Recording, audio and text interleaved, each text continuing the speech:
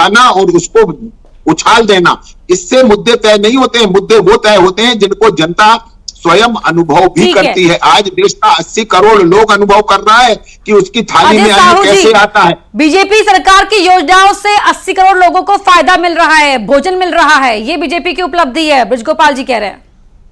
Bharatiya Janata party की योजनाओं से केवल अडानी और अंबानी को लाभ हो रहा है, इसके अलावा देश के किसी भी व्यक्ति को लाभ नहीं हो रहा है।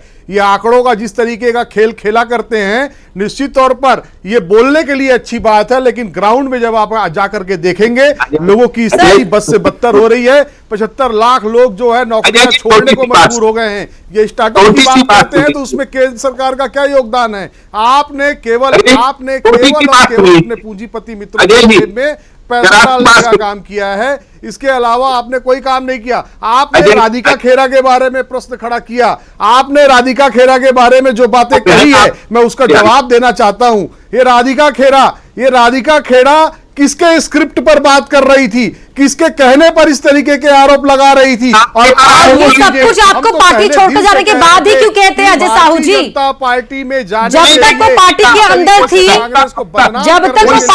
अंदर थी, दायित्व के साथ छत्तीसगढ़ आई थी कि नहीं आई थी? आज हमारे खेड़ा बीजेपी ज्वाइन कर लेती है तो कहीं ना कहीं ठीक है। मुझे लगता है कि नेगेटिव अप्रोच से बाहर निकलकर थोड़ा हमें बात करनी चाहिए पॉजिटिव साइड की भी। वोटिंग परसेंटेज जो अब तक निकलकर सामने आ रहा है, अजय साहू जी किस तरह से देख रहे हैं आप उसे? कांग्रेस के लिए क्या कहता है ये वोटिंग परसेंटेज? निश्चित तौर पर जो वोटिंग परसेंटेज दिख रहा है वो दिखाता है कि इस देश में परिवर्तन की बयार बह रही है और जो सरकार सत्तासीन है उसके खिलाफ लोगों ने घर से निकल करके वोट किया है। लोगों को कांग्रेस पार्टी की गारंटी पे भरोसा है, लोगों को राहुल गांधी की दूरदर्शिता पे भरोसा है, क्योंकि राहुल गांधी ने ही कहा था जिस समय लोग कोविड का टीका लेकर के आए थे और ये उसका महिमा मंडन कर रहे थे, उस समय भी राहुल गांधी जी ने सचेत किया था। और आज आप देखिए किस तरीके से इलेक्टोरल फंड के नाम पर चंदा लेने के लिए लोगों की, देश के लोगों की जिंदगियों के साथ खिलवाड़ करने वाली ये पार्टी भारतीय जनता पार्टी ने लोगों से चंदा लिया है और बीफ का निर्यात करने, गौ माता की सेवा की बात करती है, बीफ निर्यातक लोगों से 250 करोड़ का चंदा लेने में शर्म नहीं आती। ब्रजगोपाल लोया जी वो तो बोल रहे हैं कि जनता में उत्साह दिख रहा है, वो कांग्रेस के पक्ष में है वो उत्साह, और सरकार को लेकर निराशा है, तभी वोट देने पहुंची जनता।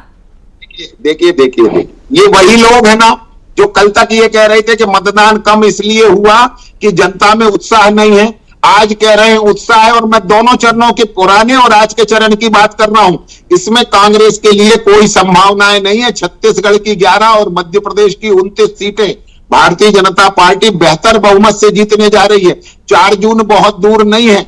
सच को छुपाया नहीं जा सकता, थोड़ी देर उसे ढाका जा सकता है, वो समय भी आपका समाप्त होने वाला है। मगर मैं एक बड़ा विनम्रता से ये कहना चाहता हूं कि देश के अच्छे लोकतंत्र के लिए ज्यादा से ज्यादा मतदान होना सबसे ज्यादा आवश्यक है, क्योंकि हम रहेंगे नहीं रहेंगे परंतु इस देश का लोकतंत्र रहना चाहिए। क्योंकि आजकल कांग्रेस पार्टी जिन लोगों के साथ है वो दोनों लोग जहां जहां हैं इस दुनिया में वहां लोकतंत्र नहीं है। आप याद रखिएगा कि जहां जहां दुनिया में मुस्लिम डोमिनेटेड स्टेट हैं वहां लोकतंत्र नहीं है, और जहां जहां कम्युनिस्ट डोमिनेटेड स्टेट हैं वहां भी लोकतंत्र नहीं है। इस देश के लोकतंत्र को सबसे पहले रखना हम सबकी जिम्मेवारी है। हो सकता है कभी आपको लाभ कभी हमें हो जाए, परंतु क्या उसके लिए आप लोकतंत्र का मखौल उड़ाएंगे? क्या उसके लिए लोगों को मतदान करने के प्रति हतोत्साहित करेंगे?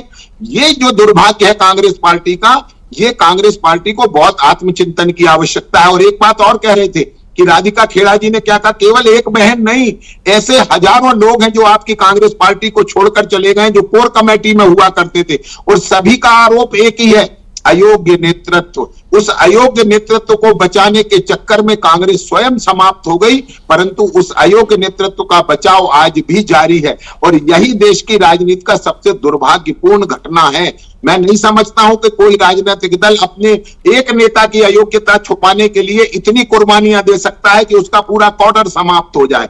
परंतु छद्म मुद्दे, और एक और कहूं, जो अजय जी अभी कह रहे थे कि गारंटी में भरोसा है, याद करिए इस बार आप 1 लाख रुपए प्रतिवर्ष का कह रहे हैं। 2019 में भी राहुल गांधी जी ने 72,000 रुपए साल का कहा था, परंतु देश की जनता ने तब भी विश्वास नहीं किया था, क्योंकि कांग्रेस पार्टी और उसके नेता राहुल गांधी जी अपनी विश्वसनीयता जनता में खो चुके हैं। और राजनीति में सबसे पहली आवश्यकता होती है नेता की विश्वसनीयता, उसकी क्रेडिबिलिटी, और कांग्रेस पार्टी अपनी क्रेडिबिलिटी खो चुकी है। ये घोषणाएं कुछ भी करें, मगर जनता जानती है कि ये जब सरकार में होते हैं तब किन के लिए काम करते हैं, और सरकार में नहीं होते हैं तब किस तरह से वोट हथियाना चाहते हैं, जाति और धर्म में बांटकर वोट प्राप्त करने की कोशिश। परंतु जब सरकार में आएंगे तो केवल तुष्टीकरण की राजनीति करेंगे। ये देश की जनता जान चुकी है, समझ चुकी है, और उसी आधार पर वो कांग्रेस को सबक सिखाने का काम कर। अजय साहू जी, प्रधानमंत्री ने भी कहा कि वोट जिहाद या फिर राम राज्य।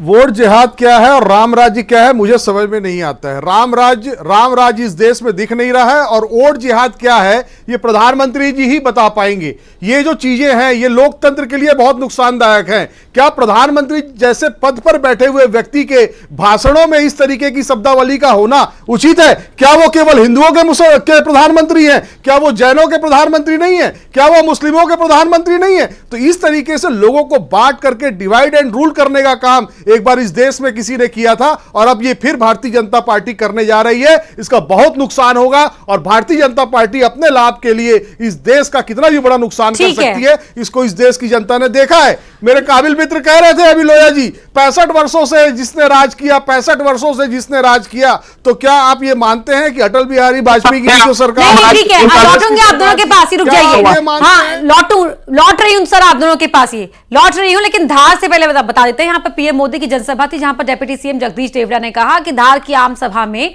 जबरदस्त उत्साह देखने को मिला। जो उत्साह है वो मोदी जी पर विश्वास का है, और क्या कुछ कहा सुनाते हैं आपको। जगदीश देवड़ा जी इस वक्त हमारे साथ मौजूद हैं। आज प्रधानमंत्री खरगोन आए, धार आए, जबरदस्त उत्साह देखने को मिला लोगों के बीच में, और प्रधानमंत्री जी ने आज कांग्रेस पे जमकर निशाना भी साधा। आज धार की आम सभा में अपार उत्साह था जनता में, कार्यकर्ताओं में, और अटूट विश्वास व्यक्त किया जनता ने मोदी जी के प्रति। और निश्चित रूप से आम सभा मुझे लगता है कि बहुत ही सफल रही। पलक पावड़े बिछा करके लोग तैयार थे। आने के बाद उन्होंने पूरा वातावरण मोदीमय हो गया। मोदी और मोदी जी की गारंटी उन्होंने दी है। और निश्चित रूप से धार लोकसभा भी और हमारी रतलाम झाबुआ लोकसभा भी, जहां आज उनका दोनों जगह आम सभा हुई है, बहुत प्रचंड बहुमत से हम जीतेंगे। और दो नहीं, पूरी 29 सीट पर भारतीय जनता पार्टी चुनाव जीतेगी। तुष्टीकरण की बात प्रधानमंत्री जी ने कही कि वो खेल रहे हैं। सही बात है। कांग्रेस SC ST OBC इनके आरक्षण को मुस्लिमों को देना चाहती है। उन्हें कहा, खुले रूप में कहा, तो ये वास्तव में क्या कर रही है कांग्रेस? और कांग्रेस आरक्षण की बात भी करती है।